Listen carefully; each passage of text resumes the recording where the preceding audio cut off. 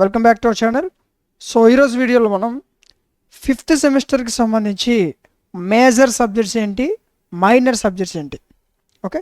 So ఇది చాలామంది తెలియదు, ఓకే. అయితే ఈ వీడియోలో మనం అసలు మీకు మేజర్ సబ్జెక్ట్స్ ఎన్ని ఉంటాయి, మైనర్ సబ్జెక్ట్స్ ఎన్ని ఉంటాయి, ఓకే. సో ఇంతకుముందు మేజర్ సబ్జెక్ట్ ఏంటి, మైనర్ సబ్జెక్ట్ ఏంటి, టాపిక్స్ ఏమైనా చేంజ్ అయ్యాయా, సిలబస్ ఏమైనా చేంజ్ అయ్యిందా, మేజర్ సబ్జెక్ట్స్ ఏమున్నాయి, మైనర్ సబ్జెక్ట్స్ ఏమున్నాయి, ఓకేనా. అండ్ దాంతోపాటు ఇప్పుడు ఫిఫ్త్ సెమిస్టర్ వాళ్ళు కొత్త సిలబస్ ఇచ్చాడు కదా. సో ఆ సిలబస్ గురించి, అదేవిధంగా ఏ సబ్జెక్ట్స్ ఉన్నాయి, మేజర్ అంటే ఏంటి, అసలు మేజర్ అంటే ఏంటి, మైనర్ అంటే ఏంటి, ఎలా చదవాలి, ఓకే. సో ఎలా చదివితే మనకు మంచి మార్క్స్ వస్తాయి అన్నీ క్లియర్గా మనం తెలుసుకుందాం, ఓకేనా.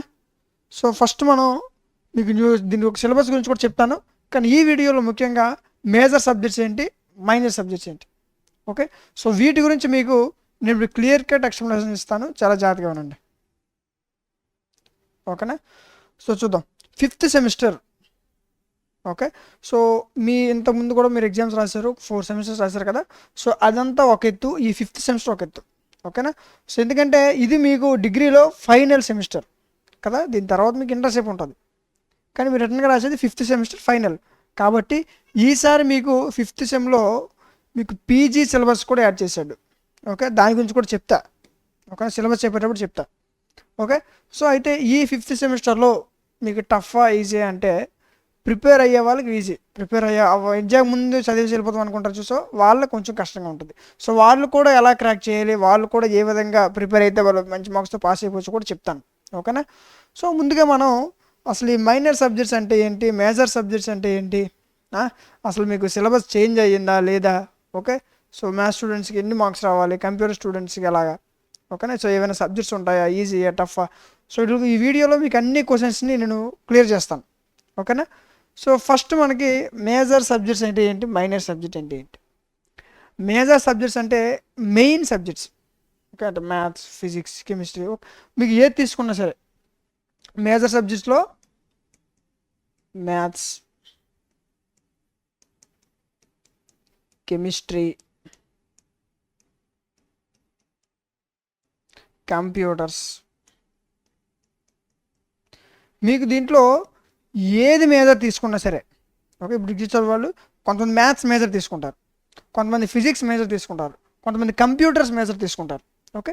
సో దీంట్లో మీరు ఏది మేజర్ తీసుకున్నా సరే ఆ మేజర్ సబ్జెక్ట్స్ ఎన్ని ఉంటాయి, 4 సబ్జెక్ట్స్ ఉంటాయి. ఫిఫ్త్ సెమ్ వాళ్ళకి న్యూ సిలబస్, న్యూ ప్యాటర్న్ గుర్తుపెట్టుకోండి. మేజర్ సబ్జెక్ట్స్ మీరు మేజర్ మ్యాథ్స్ తీసినా, కంప్యూటర్స్ తీసినా, ఫిజిక్స్ తీసినా, కెమిస్ట్రీ తీసినా మేజర్ సబ్జెక్ట్స్ ఎన్ని ఉంటాయి, 4 సబ్జెక్ట్స్ ఉంటాయి, ఓకేనా. సో ఈ 4 కూడా ఫిక్స్డ్ సబ్జెక్ట్స్ కాదు, దాని గురించి కూడా చెప్తారు, డోంట్ వరీ, ఓకేనా. అయితే మైనర్ సబ్జెక్ట్స్ వచ్చేసరికి 2 సబ్జెక్ట్స్ ఉంటాయి, ఓకేనా. స్కిల్ పేపర్ ఒకటి ఉంటుంది. టోటల్ ఎన్ని, టోటల్ 7 సబ్జెక్ట్స్, ఓకేనా. Total 7 subjects. అయితే ఈ 4 సబ్జెక్ట్స్ కూడా మీకు ఫిక్స్డ్ సబ్జెక్ట్స్ కాదు, ఓకేనా. యాక్చువల్గా ఇవి 4 కాదు, ఎన్ని పేపర్స్ తెలుసా, 6 పేపర్లు. ఎన్ని, 6.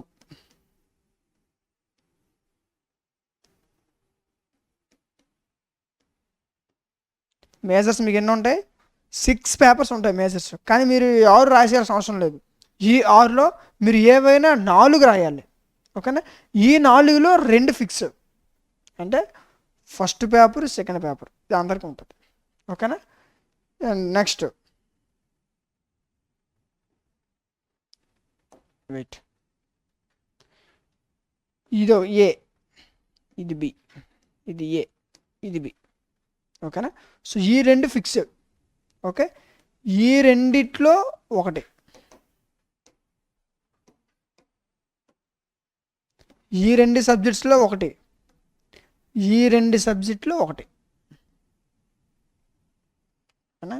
వీళ్ళకి గీసిద్దాం, ఇక్కడ ఒకటి, ఓకేనా. So first 2 fix, paper 3, paper 4, ఈ రెండిట్లో ఒకటి తీసుకుంటారు మీరు, ఓకేనా.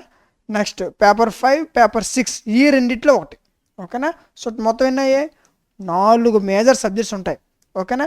అయితే ఈ రెండిట్లో ఏంటి అనేది మీ కాలేజ్ వాళ్ళు తీసుకుంటారు, అది వాళ్ళకి అడగాలి, ఓకే, మీరు ఈ పేపర్ చదివేసి ఈ పేపర్ ఎగ్జామ్ రాశారు అనుకోండి పోతుంది, ఇది చదివేసి ఇది ఎగ్జామ్ రాస్తే పోతుంది. ఓకే, సో కాలేజ్ వాళ్ళకి ఈ రెండిట్లో మీరు ఏ పేపర్ తీసుకున్నారు, ఓకేనా.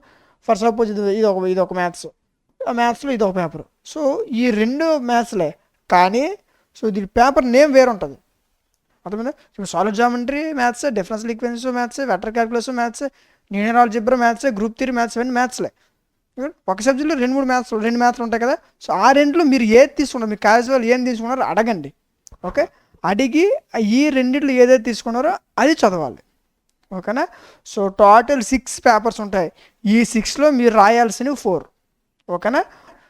సో అయితే వీటి యొక్క మ్యాథ్స్లో మీకు పేపర్ నేమ్స్ ఏంటి, ఒకవేళ మ్యాథ్స్లో మీకు 4 సబ్జెక్ట్స్ ఉంటాయి కదా, ఈ 4 సబ్జెక్ట్స్లో 4 సబ్జెక్ట్ పేపర్ నేమ్స్ ఏంటి, కెమిస్ట్రీలో 4 సబ్జెక్ట్ పేపర్ నేమ్స్ ఏంటి, ఫిజిక్స్లో 4 సబ్జెక్ట్ పేపర్ నేమ్స్ ఏంటి, కంప్యూటర్స్ 4 సబ్జెక్ట్ పేపర్ నేమ్స్ ఏంటి, అది మీకు నెక్స్ట్ వీడియోలో చెప్తాను.